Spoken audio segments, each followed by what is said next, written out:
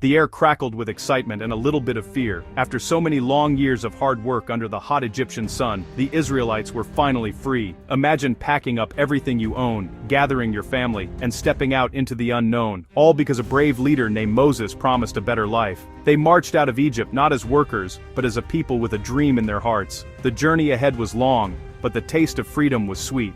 Every step was a step away from their old lives and a step toward a future they could only imagine, guided by hope and a pillar of cloud. But back in his palace, the powerful Pharaoh felt a surge of anger. He had let his entire workforce just walk away. "What have we done?" he roared to his commanders, his voice echoing off the stone walls. He missed their labor, and his pride was deeply wounded.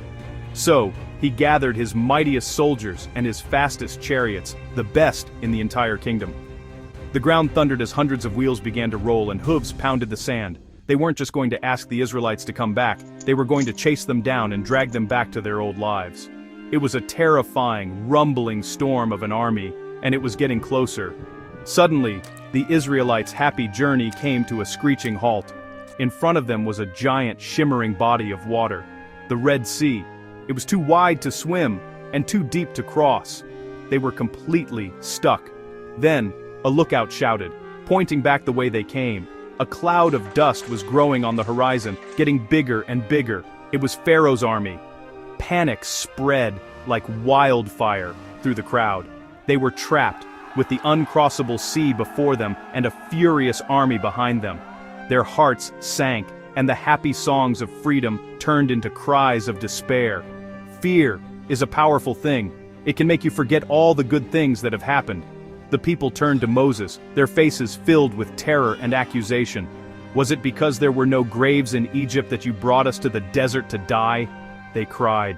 Their hope was draining away like water through their fingers. They felt completely and utterly lost, caught in an impossible situation with no way out. All they could see was the end of their short-lived freedom. But Moses stood tall, his eyes fixed on the heavens, trusting that their journey was not over yet. He knew that even in the darkest moments, help could come from the most unexpected places. Moses looked at his frightened people, his heart aching for them. He knew they felt hopeless, but his own faith was like a sturdy anchor in a storm.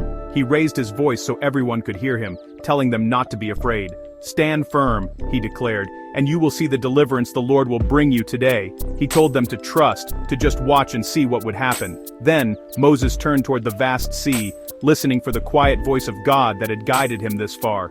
God gave him a simple, yet incredible instruction. "Raise your staff and stretch out your hand over the sea to divide the water." It sounded impossible, but Moses didn't hesitate for a second. As Moses lifted his wooden staff high and stretched his hand out over the churning waves, something amazing began to happen. The pillar of cloud that had been leading them moved. It drifted from the front of the people and settled right between them and the charging Egyptian army. It became a wall of thick, swirling darkness for the Egyptians, plunging their path into confusion and chaos. Their horses reared up, and the chariot drivers couldn't see where they were going. But for the Israelites, the other side of the cloud glowed with a soft, comforting light, like a gentle fire, keeping them safe and bathing them in a warm, protective glow all through the night. Then came the wind. It wasn't just any wind. It was a mighty, roaring east wind, sent by God. It blew with incredible force all night long, pushing and shoving against the water of the Red Sea. The wind howled and whistled, a powerful song of change. It was a force so strong it seemed to be rewriting the rules of nature itself.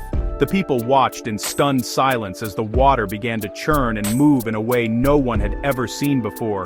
This wasn't just a storm, it was a miracle in the making, a powerful display of something far greater than any army or any king. Slowly, incredibly, the miracle unfolded before their very eyes. The strong wind didn't just create big waves, it literally pushed the sea apart. The water began to recede, pulling back from the center. The seabed, once covered by deep water, started to become visible. The wet mud and sand began to dry out, baked firm by the powerful, divine wind.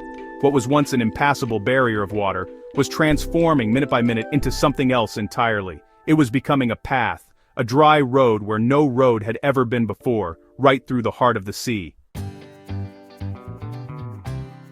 The sight was breathtaking. Where there had once been a vast expanse of water, there was now a wide, dry path stretching all the way to the other side, and on the right and on the left, the sea stood up like two gigantic, shimmering blue walls. The water was held back, suspended in place, as if by an invisible force. It was a hallway made of water, a corridor through the impossible. The Israelites stared, their fear turning into wide-eyed wonder. Moses turned to them and gave the command to go forward.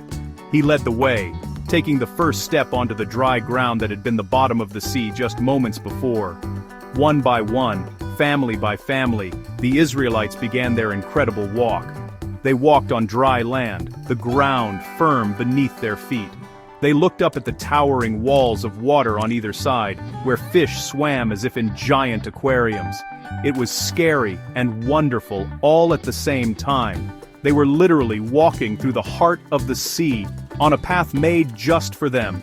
Their journey was lit by the glowing pillar of fire, which showed them the way and kept the darkness at bay. They moved with a new sense of purpose, their earlier despair replaced by a powerful, awe-inspiring hope as they marched toward the distant shore. From their side of the dark cloud, the Egyptians saw the Israelites escaping. Filled with rage, Pharaoh ordered his army to charge after them, right into the pathway in the sea. The chariots rumbled onto the dry seabed, the soldiers shouting as they pursued their prize. They didn't stop to think about the miracle they were witnessing. They were blinded by their mission to recapture the people they had enslaved. The entire Egyptian army, with all its horses and all its glorious chariots, thundered down the path between the walls of water, confident that they would soon catch up and their victory would be complete. But as they raced through the sea corridor, their pursuit began to fall apart. The wheels of their heavy chariots got stuck in the seabed, which had started to become muddy and difficult to navigate. The horses struggled and, panicked, the mighty army was thrown into chaos and confusion right in the middle of the sea. They realized too late that they were fighting against a power far greater than their own. "Let's get away from the Israelites," they shouted to one another in terror. "The Lord is fighting for them against Egypt," but it was too late. The trap was not for the Israelites, it was for them. Once every single Israelite, from the youngest child to the oldest elder, had set foot safely on the other side, God gave Moses another command: "Stretch out your hand over the sea so that the waters may flow back over the Egyptians and their chariots and horsemen." Moses, standing on the far shore, once again obeyed. He stretched his hand out over the sea, and the invisible force that held the water back was released. The sun was beginning to rise, and with the coming of the morning light, the sea began its powerful return. The miracle was about to reach its stunning conclusion. With a tremendous, deafening roar, the walls of water collapsed. The sea surged back into its place, crashing down from both sides onto the path below. The powerful waves swallowed up the entire Egyptian army.